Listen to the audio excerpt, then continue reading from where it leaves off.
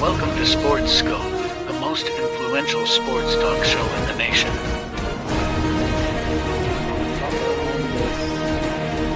What is today, the 19th? Stay tuned for updates and great sports content.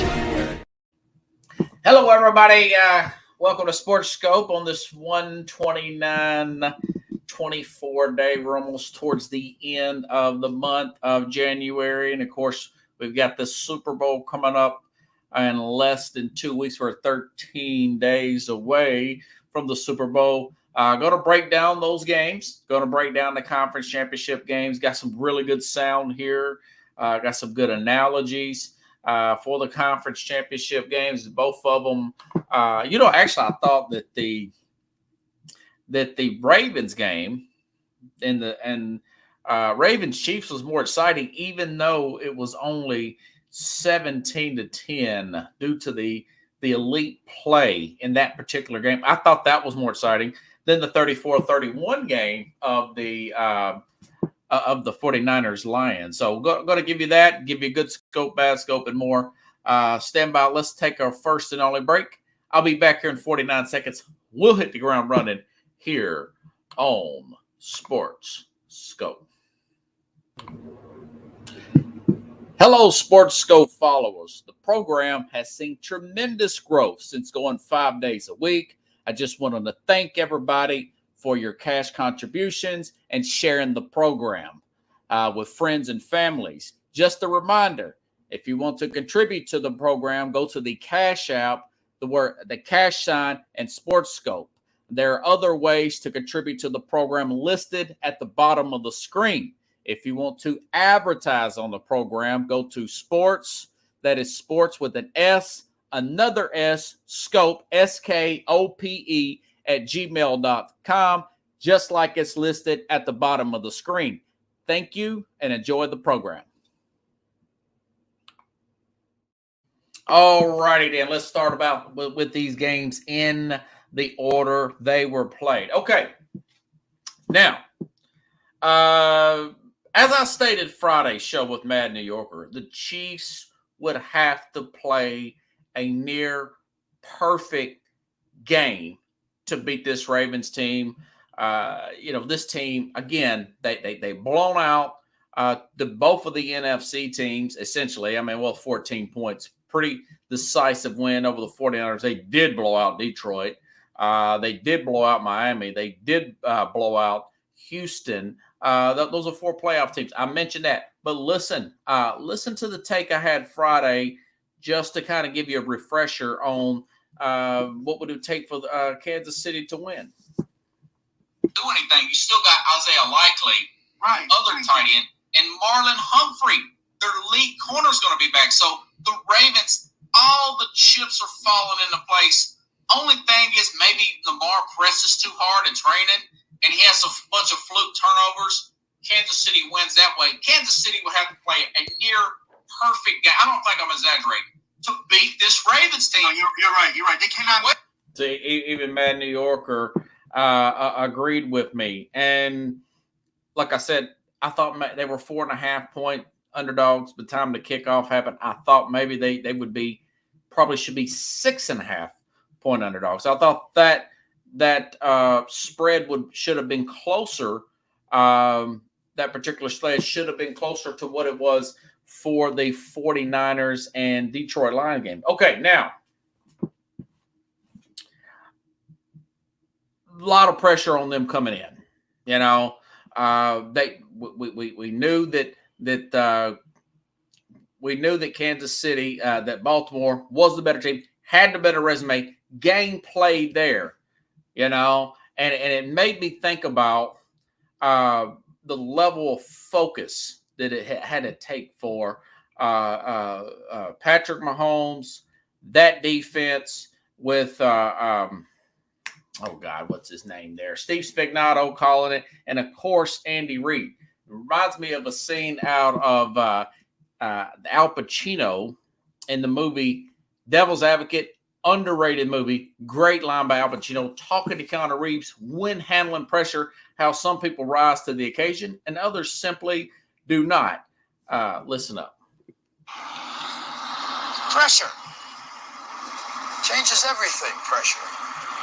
Some people, you squeeze them, they focus. Others fold.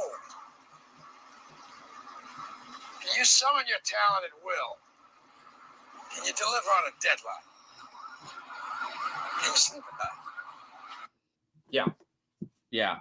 I really thought that was some focus in under pressure and other ones fold.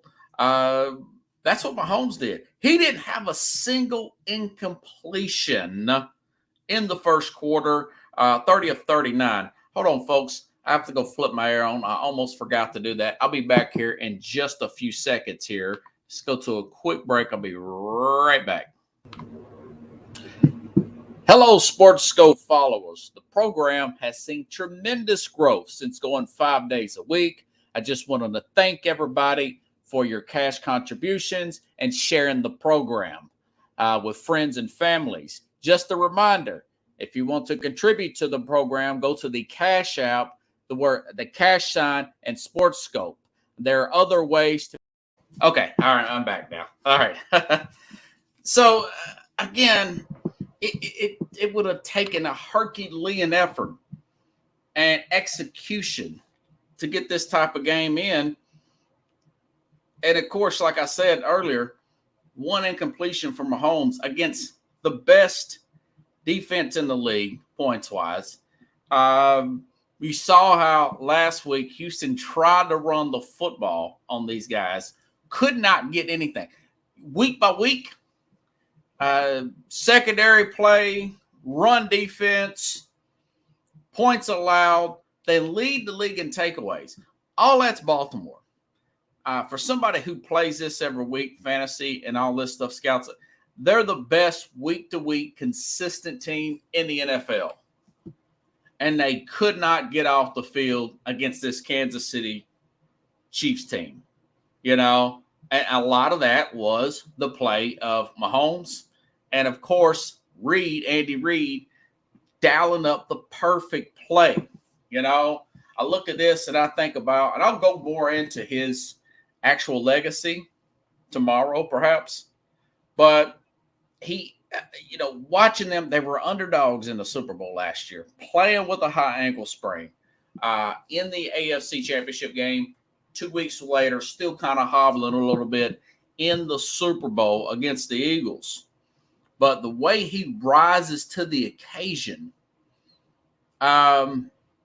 is to be recognized in the big games. Very Derek Jeter for you Yankee fans out there. Always making a big defensive play. Late 8th inning home run. I can't tell you, a big base hit. RBI base hit up the middle. Or an Eli Manning, the David Tyree play. The Mario Manningham, okay? Big throw after big throw, elite throw. Very unlike his brother Eli, but much more athletic in a Patrick Mahomes than these two particular players, But like I said, I didn't even mention Kyle Hamilton made plays all over the place for the Ravens. 4 interceptions there that the Ravens had against Brock Purdy and that 49er team. If not for a bad holding call, Rice scores at the end. It would have been 17 at halftime, But they had the ball. This is tell you how dominant this performance was against that defense. They had the ball 15 more minutes than the Ravens on offense. That is essentially a quarter in the NFL. 4 15-minute quarters. So it was really, people were talking about the demise of of Lamar Jackson. He only had 5 completions in the first half. 1 went to himself. But we have a tendency to not focus on the winners and the greatness that made that happen on both sides of the ball. That made that happen. A lot of blitzes coming from the safety position. Spagnuolo calling practically a perfect game. against Lamar in this defense. Not just the game plan, but timing the blitzes up in the exact same shape, form, or fashion that they were, you know. But, you know, and by the way, that I mentioned they forced 3 turnovers and a Lamar Jackson drop back from the pocket, strip. I've never seen him strip like that. I've seen him fumble when he's running the ball, trying to get a first down. He's running sideways. I've seen him fumble, but I've never seen him stripped out of the pocket like that because you can't get a hold of him. Like my dad will say, when we used to have phone booths in this country, in the world, you couldn't catch him in a phone booth. But he was stripped from behind. And that's the first time I've ever seen that, man. You know? Now, I like to give the praise to the winners first. And again, I'll go into more maybe of Mahomes' legacy on tomorrow's show. And let me tell you, he's 2 games, 2 playoff wins behind Montana. He's really coming up. So this talk about Andy Reid retiring just seems ludicrous. Now, maybe he's got some unforeseen health problems. But I don't know why he wouldn't want to ride this wave out until Mahomes is getting towards, retirement age himself. But anyways, as far as the Ravens' perspective, I think they should have – I think they started to panic. They imploded in the second half due to, like I said, the Chiefs' time of possession. But all that being said, Mike Macdonald, the defensive coordinator, whose name's been coming up in a lot of names, a lot of different conversations, one being the Seattle job, made adjustments. And listen, they didn't score in the second half. But the Ravens shut them out. They shut them out. All that being said, the Ravens shut them out in the second half, and it wasn't for the Zay Flowers fumble to the end zone. That was a 3-point game at the beginning of the fourth quarter, practically towards the end of the third, beginning of the fourth. They had no reason to panic. You know, the reason why I picked the Ravens, I looked at the success that Allen had when they put 24 points on this Chiefs team. 12 rushes for 72 yards, only 8 for 54 for Lamar Jackson. Listen to what Michael Irvin said about this, which he made a very good point on the Undisputed show this morning. It's not just me saying this. Michael Irvin explaining the difference in big championship games versus a typical regular season game, which, you know, Lamar doesn't have that much experience in. So listen up. And I thought it was a case on both sides where your greatest asset became your greatest liability. Lamar Jackson's greatest asset all year as he sat in the pocket. Man, he looked great sitting in the pocket. It became his greatest liability. I thought he should have had 150 yards rushing yesterday. And I'm talking about on the low end. If he just gets out, when they kept closing that pocket in on Lamar, he just waited and waited. Now, I lauded praise upon him when he did this in the regular season. But not now. He was waiting and waiting for Zay Flowers to get open or Beckham instead of, and of course you don't say, well, you criticize. That's the thing. Those 2 corners, you're going against their strength in McDuffie and who's the other guy? Snead, the guy who Zay Flowers was taunting. You know, you're waiting for the big play.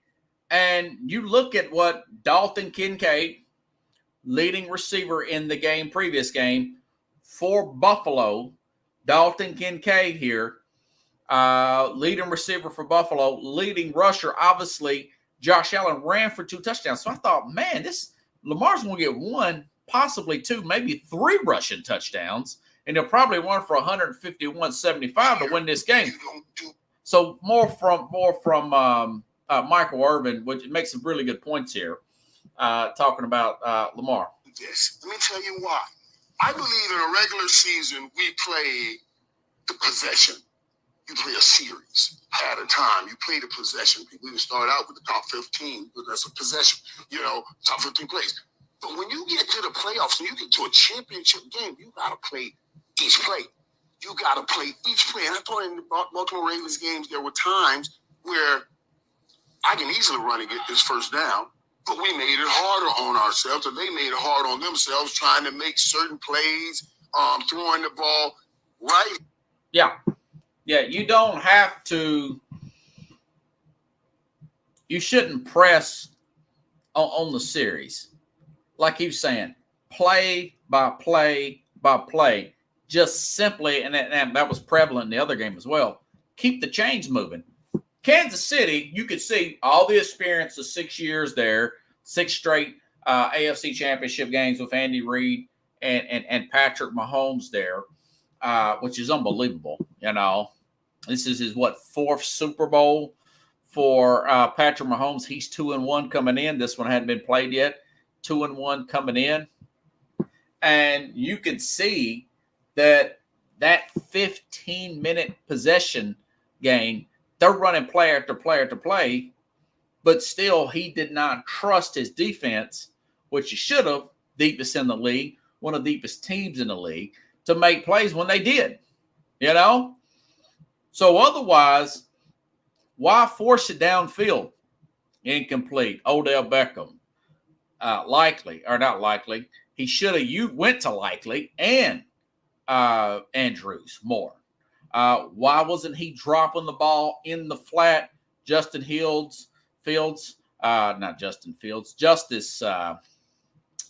excuse me.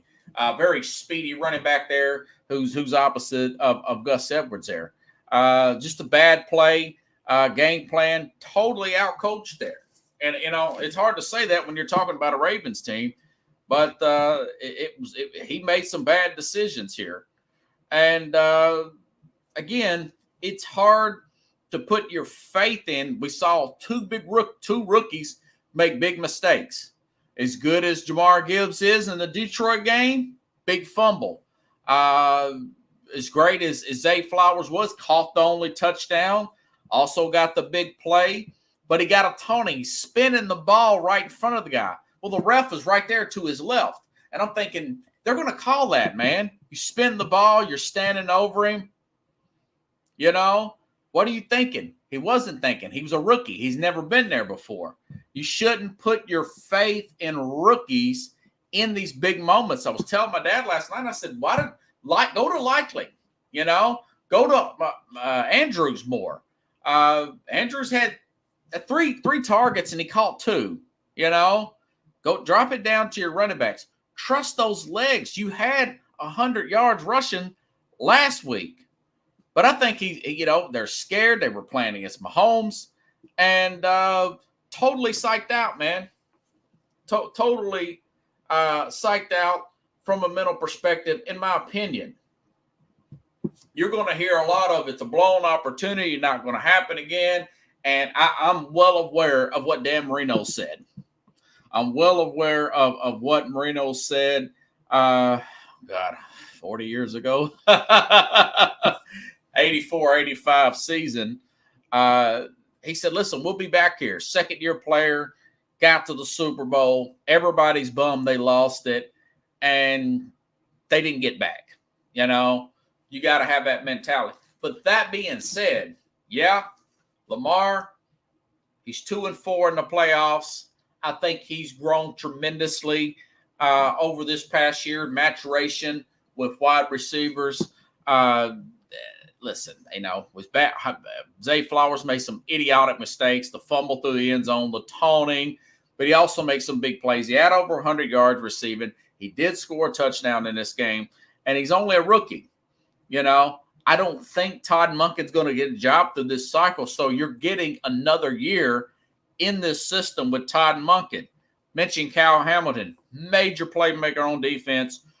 He's only a second-year guy, so he's going to be on a rookie contract for a few more years. They've got Isaiah Likely, who's been outstanding with them. He'll be coming into year 3 next year. And Andrews is still on contract for another 2 years. Do we still think Do we think the Baltimore defense is going to fall apart? Roquan Smith, they still got him a few more years. They just signed him last year in a trade, and he's got a 5-year extension. You know, I understand Joe Burrow, Deshaun Watson will both be back next year, but this Ravens team is still going to be one of the best defenses in the NFL, top 5 in just about every single possible category.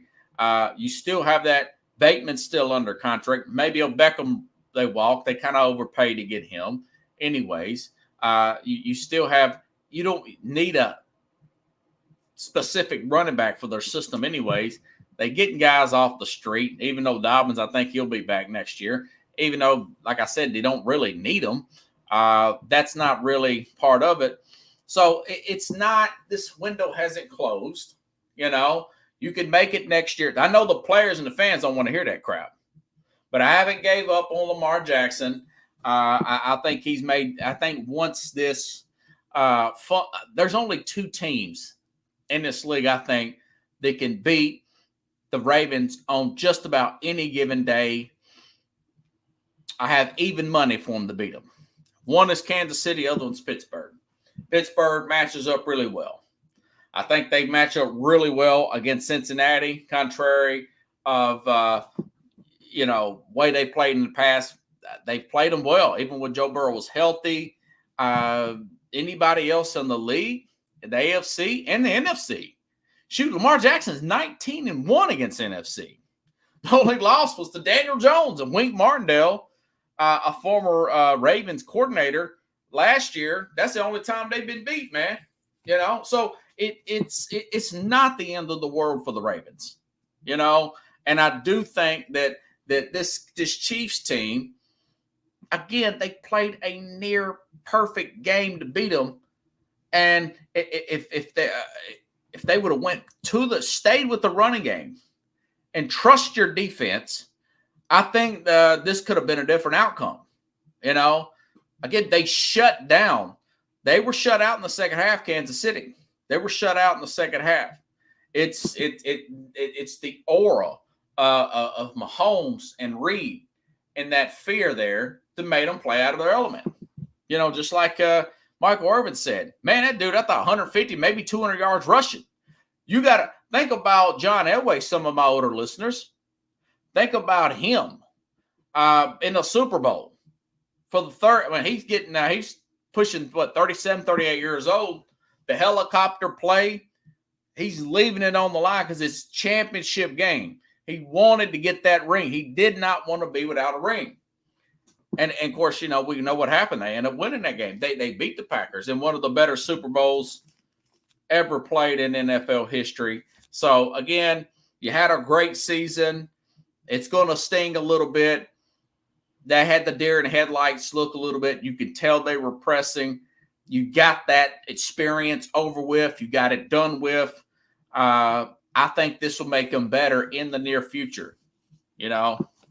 Anyways, okay. Skipping right ahead to this other game. Again, I'll be honest with you, folks. I actually thought that the Ravens game was better than the Detroit-San Francisco game. Kind of thought the Detroit-San Francisco game would get started like this, you know. Dan Campbell, he did call a flea flicker. I didn't think he did, but they called a flea flicker. Didn't work, but almost did. Detroit come out like I thought they would, like a house of fire, slinging it down the field.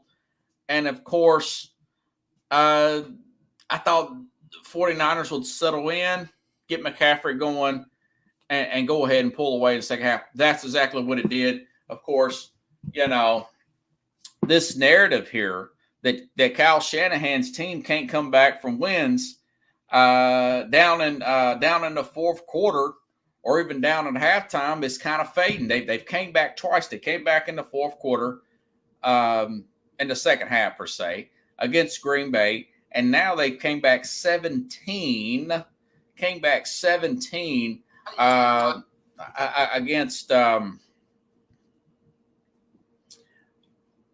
against Detroit here. Now, listen, Okay, 49ers under Kyle Shanahan, they're 26-5 on leading at halftime. Kyle Shanahan, they are 8-35 when tied or trailing at a halftime. So everything was stacked against them coming in, you know. But Brock Purdy realizing that he can't make every big throw in this game. Like I told you all before, I said that was a really good learning experience getting hammered by the Ravens, okay, back in December. That was a good learning experience. Because I saw some of those throws, those long, deep slants that he was throwing into traffic. Now he's realizing when you got the defense pulled back that much, this is a big game. Go ahead and take the yardage that they're giving you in front of your face, and that's exactly what he did, you know? Yeah, Brock Purdy hit 48 yards rushing in that game, you know? So, being down 7, so this sets up for a good Super Bowl. Is now he realizes, hey, look, I've got this element to my game. All right. I've got 2 running back options in Deebo Samuel and, of course, Christian McCaffrey. I can hit you from both angles there. All right. And the way to beat a Kansas City team is not giving up on the run. Think about this for a second. Aiden O'Connell, in a crucial game to potentially get the 1 seed in the NFL and to clinch the AFC West on Christmas Day with Antonio Pierce and a rested running back in a running game, beat Kansas City in their own house because they stuck with it. They stuck with it, you know? So this lines up for like I said, unlike Baltimore, San Francisco never panicked.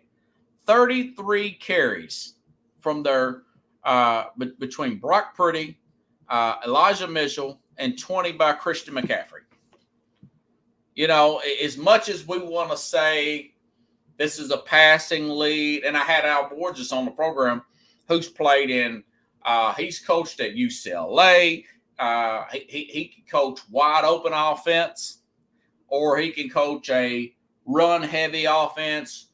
He likes to get the ball to the running backs. He coached Ronnie Brown and Cadillac Williams in the 2004 Auburn Tigers team that went undefeated, essentially a national championship team, getting them the ball in the flat here, you know.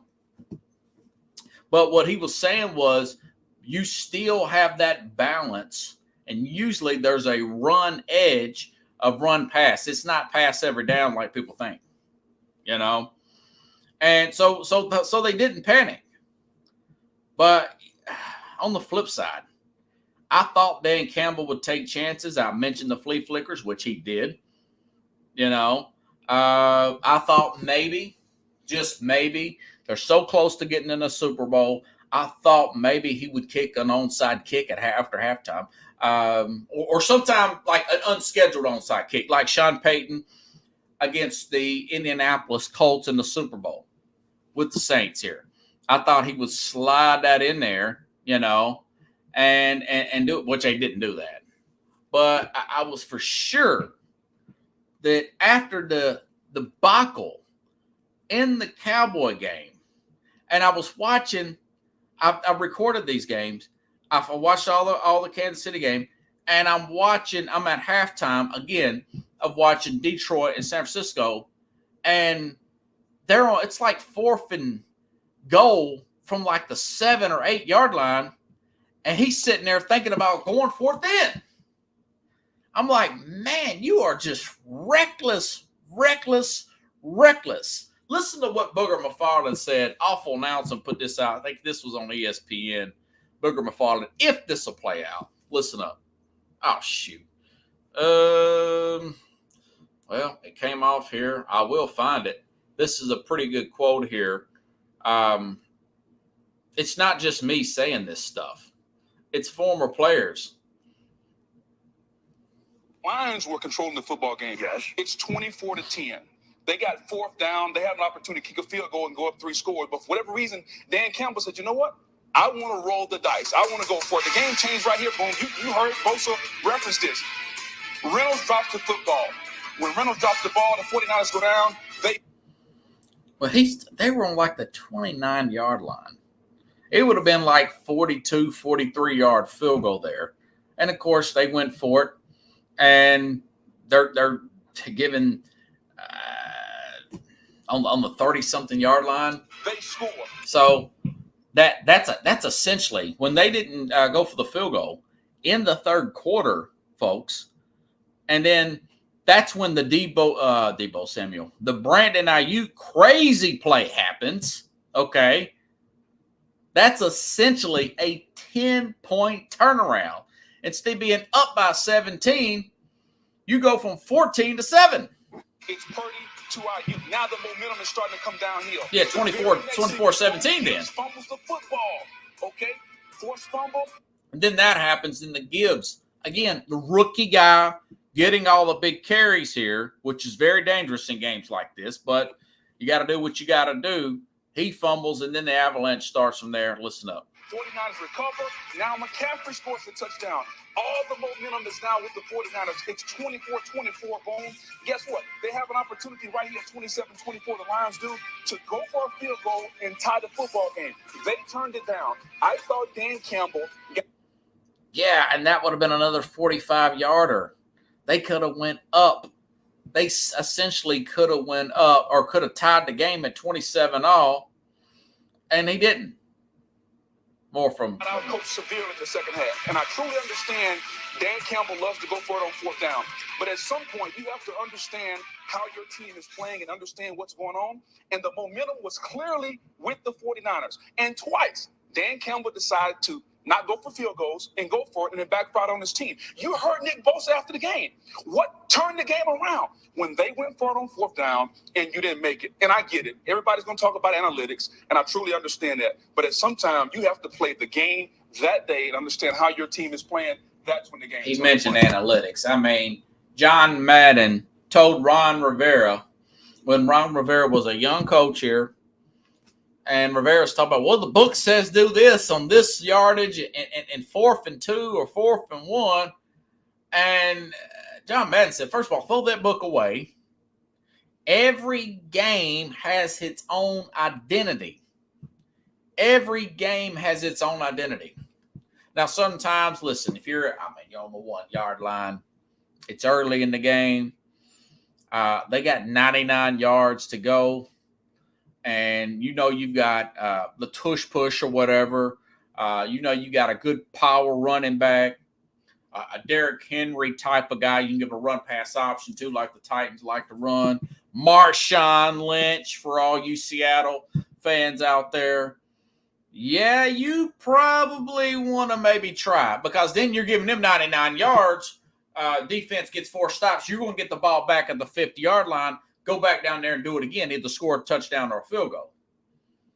But these are on like the 35-yard. So you're giving them just great field position. You could put them down 3 scores, again, late in the game. Or you could tie the game up.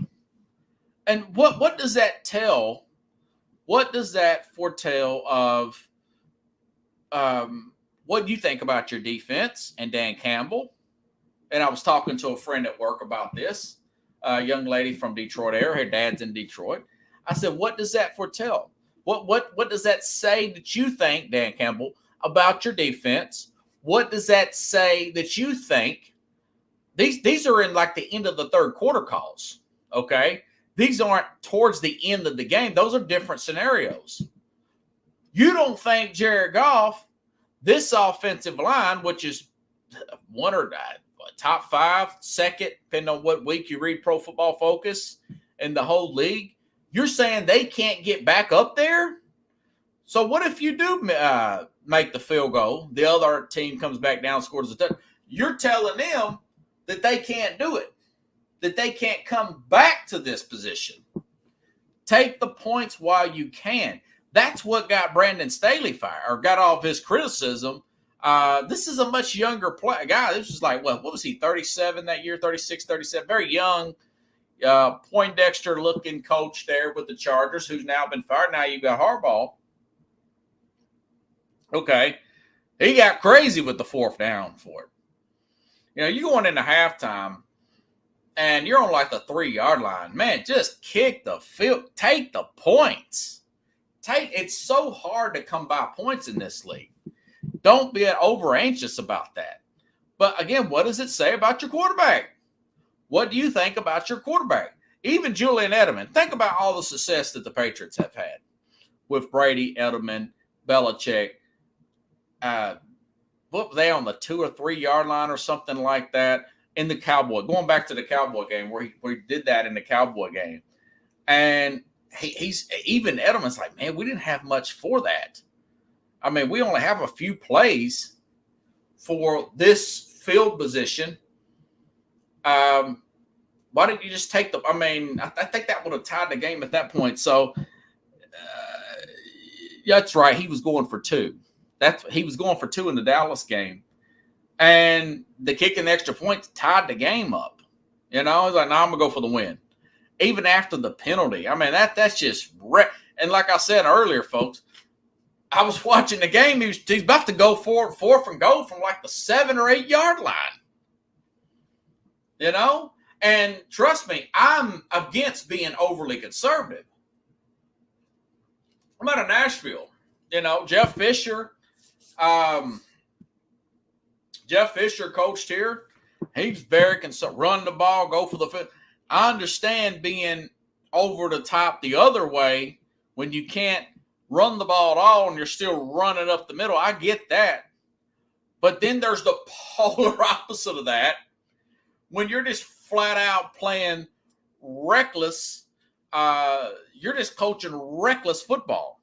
You know, absolutely.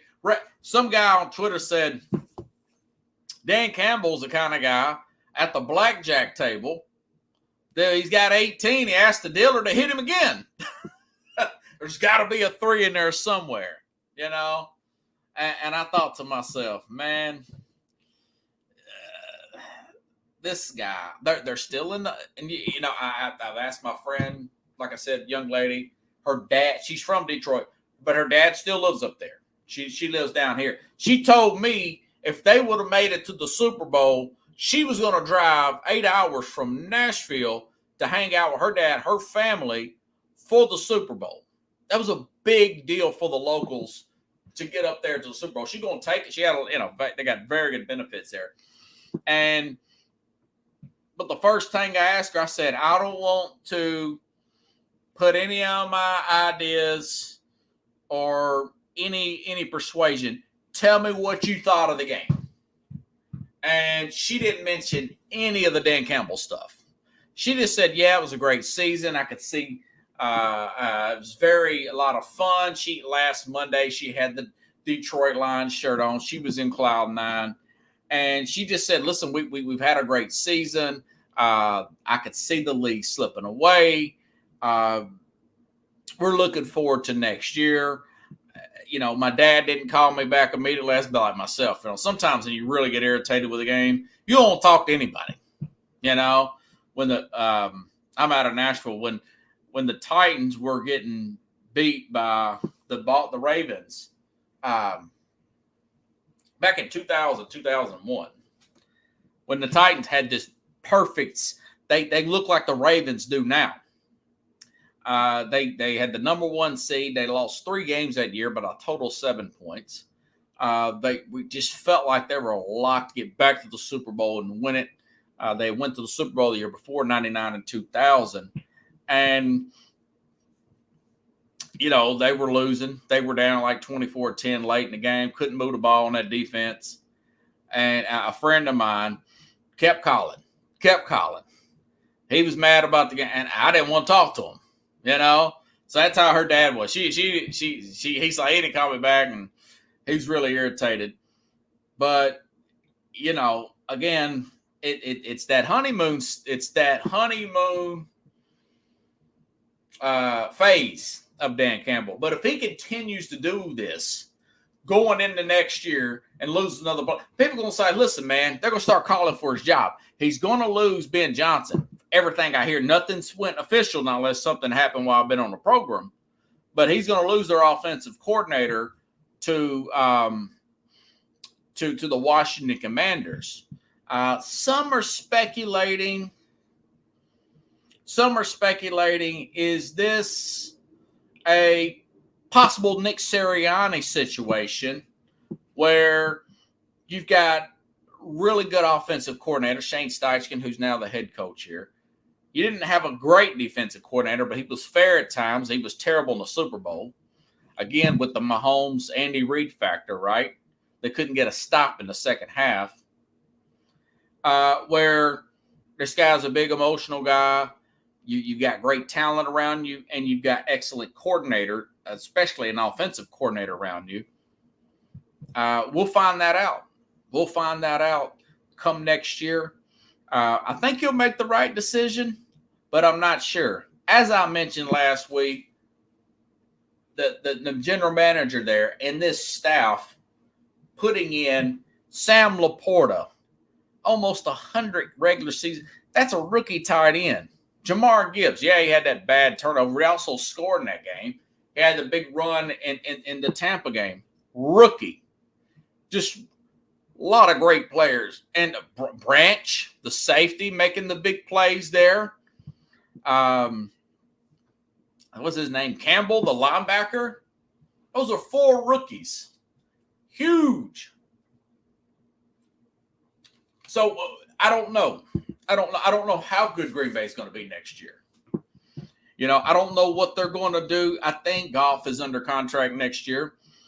Maybe they give him one more year to play it out, and maybe extend him after the season. They might extend him after this season. But I think Goff played well. You know, he's a big game player himself. They got Dan Campbell's back, but I'm sure privately a lot of them thinking, man, dude, just kick the freaking go up 3 scores. You know, Eminem from Detroit made the famous rapper. He made the trip all the way out there to Santa Clara, and I saw on TMZ he was flipping off the fans. So, anyways, I didn't get a chance to do this last week, so I'm gonna do it this week. Good scope, bad scope. Where I had something right and where I wasn't so much right. I did take that from Colin Coward. He's got where I was right, where I was wrong. It's just a form of accountability to say, listen, hey, I was wrong about a lot of stuff this year, you know? And I was right about a few things. I was right that even after Brock Purdy, this time last year, folks, got a tremendous possible, they're talking Tommy John. I've heard all kinds of crazy stuff after that injury in the Eagles NFC Championship game last year. But then I was reading, Purdy's ahead of schedule. Purdy's doing this. Purdy's starting to throw now. Purdy may play in the preseason. Purdy did play in the preseason.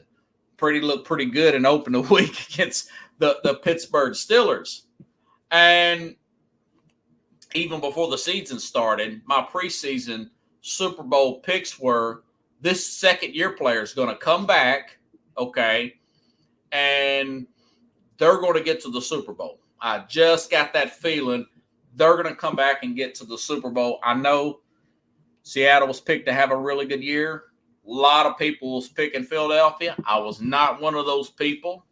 You know, I also knew that for as good as he was playing last year, it's been more often than not players not taking a lot of money, whether it be on rookie contract or just not a very expensive player, take a team in the second year to the Super Bowl. It's not totally out of the question here. I've named this off before. It's an interesting list.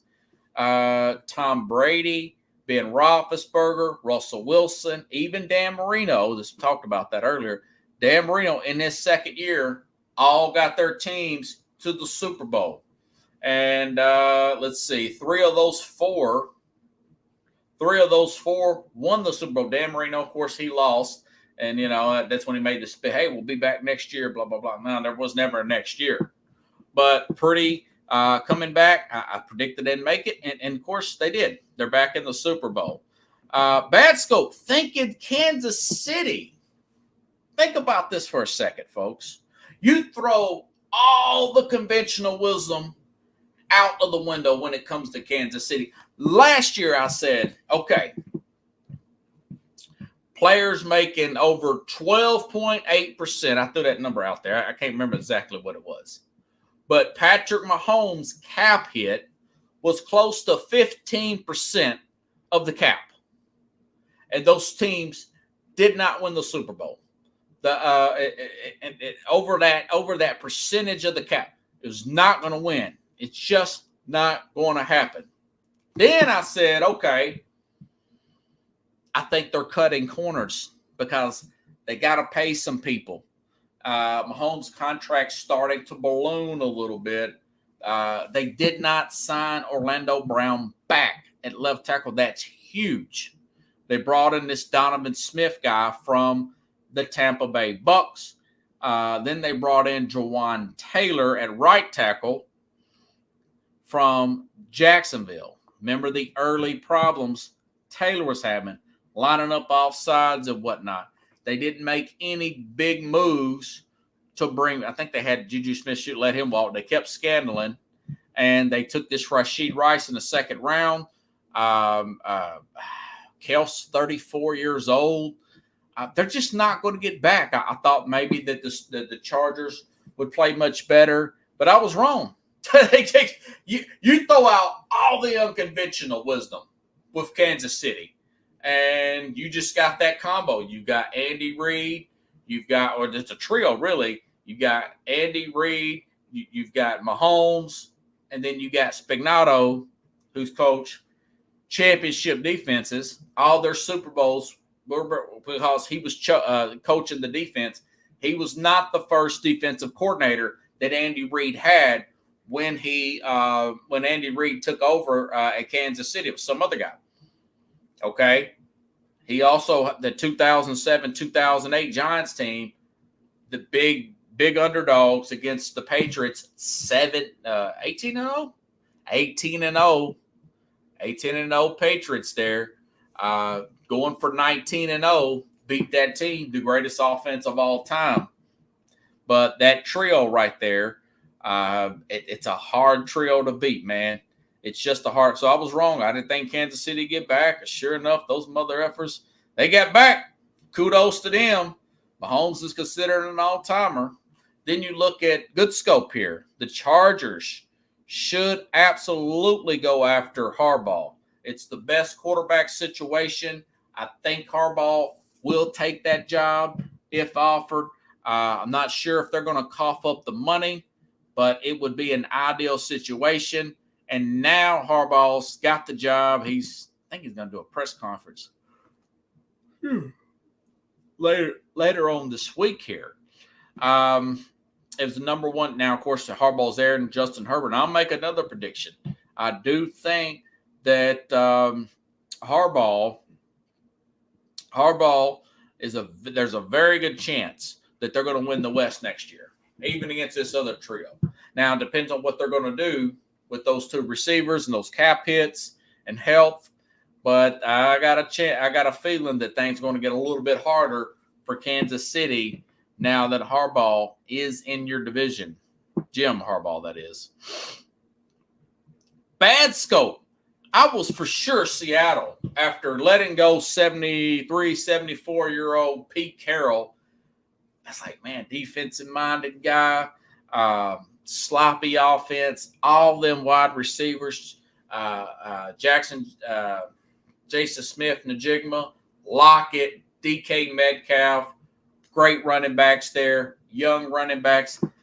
Maybe they'll put in somebody to put in a better scheme than a Pete Carroll could, and we'll see how that thing plays out. And sure enough, that wasn't the case. I mean, I was wrong about that. It looks like Mike McDonald is just talking about the Ravens. Looks like Mike McDonald may end up may end up getting that job, or Dan Quinn. Yeah, the Dan Quinn that gave up, 41 points at home to the Green Bay Packers. That Dan Quinn. Yeah.